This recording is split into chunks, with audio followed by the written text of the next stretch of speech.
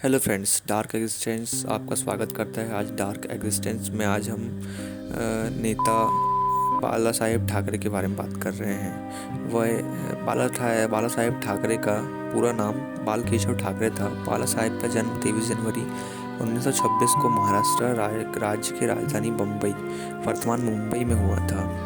वह एक भारतीय राजनेता थे जिन्होंने शिवसेना की स्थापना की थी, जो कि एक हिंदू मराठियों के मिलन के साथ बनी है। यह पार्टी पश्चिमी राज्य महाराष्ट्र में फिलहाल सक्रिय है। बाला साहेब ठाकरे का प्रारंभिक जीवन में एक अंग्रेजी कार्टूनिस्ट के तौर पर दुनिया के सामने आए थे। इन्होंने कार्टूनिस्ट के तौर पर द फ्रिपेज जनरल के नाम से काम किया, लेकिन उन्होंने 1960 में अपनी राजनीतिक पार्टी साप्ताहिक मार्मिक के लिए ये बड़ा काम छोड़ दिया। उनके पिता श्री केशव सीताराम ठाकरे उनके राजनीतिक जीवन को आकार देने वाले थे।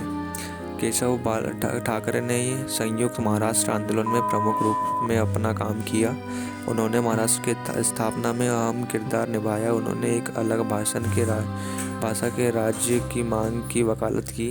अपनी राजनीतिक पार्टी मार्मिक के द्वारा उन्होंने बम्बई और महाराष्ट्र में गैर मराठियों के बढ़ते हुए प्रभाव को रोकने के लिए अभियान भी चलाया।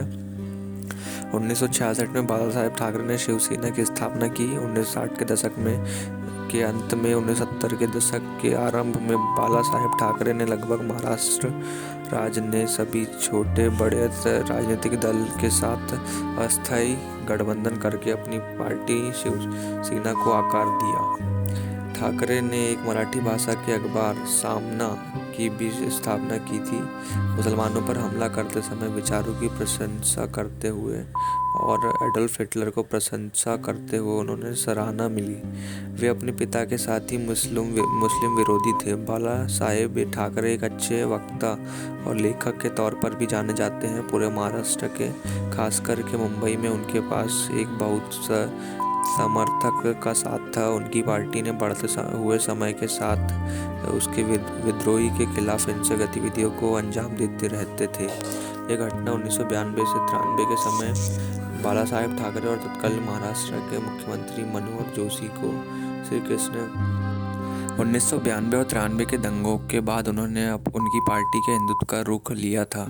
उसी समय विपक्ष में उसने धर्म के नाम पर वोट मांगने की शिकायत चुनाव आयोग से की। चुनाव आयोग ने सिफारिश को सही मानते हुए किसी भी चुनाव में खड़ा नहीं होने दिया। इसी विवाद के चलते बहुत बार बाला साहेब ठाकरे गिरफ्तार भी और जेल भी गए। और बाला साहेब की मृत्यु पर पूरा महाराष्ट्र शोक में डूबा था। उनकी अंतिम यात्रा में बहुत बड़ी संख्या में लोग आए थे। ठाकरे के पास कोई राजनीतिक पद नहीं था और वे अपनी पार्टी में लीडर के तौर पर कभी नहीं देखे जाते थे।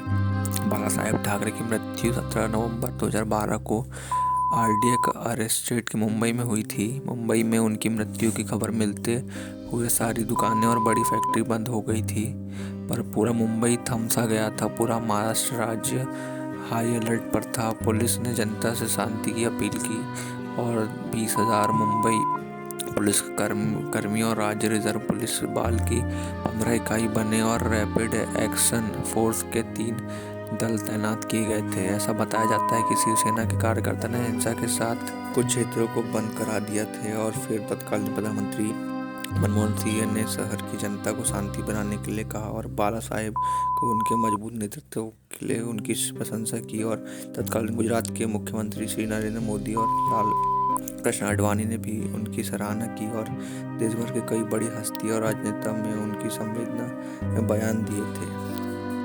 जिस प्रकार बाला साहब ने हमारे जीवन को बहुत अच्छा बनाया। अगर आप लोग बाला साहब की कुछ भी इज्जत करते हो तो हमारे चैनल को सब्सक्राइब करें और वीडियो को लाइक करें, शेयर करें।